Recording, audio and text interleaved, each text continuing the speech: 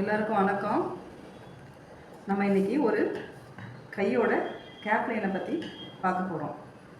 பார்த்திங்கன்னா பொதுவாக நம்ம 6 இன்ச்சுக்கு அதாவது 5 இன்ச்சுக்கு மேலே உள்ள கை எல்லாமே பார்த்திங்கன்னா நம்ம கேப் லைன் எவ்வளவோ அதாவது பாடி சுற்றளவோட 12 ஒரு பகுதி தான் நம்மளுக்கு இந்த கேப் லைனாக நம்ம வைப்போம்.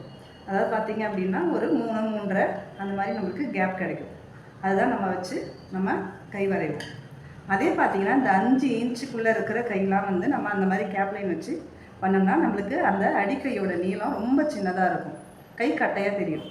நம்ம அதுக்கு வந்து நம்ம அந்த மாதிரி கேப் லைன் வந்து பாடியில் 12 ஒரு பகுதி நம்ம வைக்கக்கூடாது. நீங்கள் 5 இன்ச்சுக்கு உள்ள கை அதாவது 4 இன்ச்சு வரைக்கும் இருக்கிற கையெல்லாம் நீங்கள் என்ன செய்யணும் அப்படின்னா, இங்கே பாருங்கள், இது 5 இன்ச்சு உள்ள ஒரு கை, இது ரெடி அளவு, இது தையலுக்காக விட்ருக்கோம். இப்போ நீங்கள் இதில் தான் எடுத்துக்கணும்.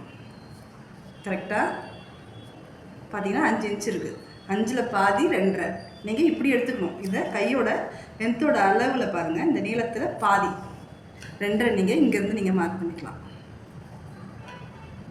இந்த 2.5 இந்த 2.5க்கு நேரம் நீங்கள்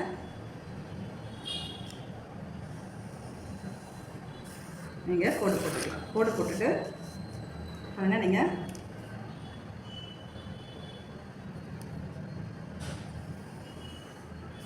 கிராஸ் லைன் எடுத்தீங்க அப்படின்னா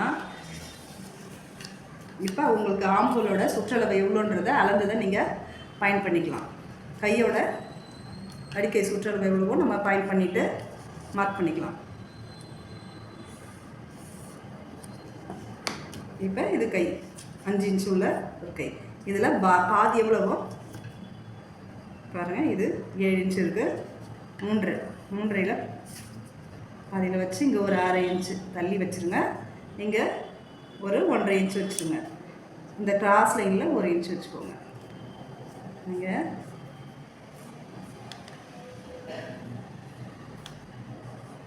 இதை கொண்டு வந்து இதில் நீங்கள் சேர்த்து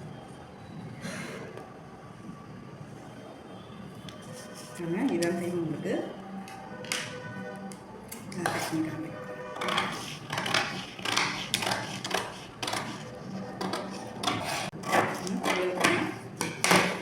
பார்த்தீங்கன்னா இந்த கேப் லைன் இப்படி வந்தால் தான் நம்மளுக்கு கை பாருங்கள், இது ரெடி அளவு நம்மளுக்கு இப்படி கிடைக்கும்.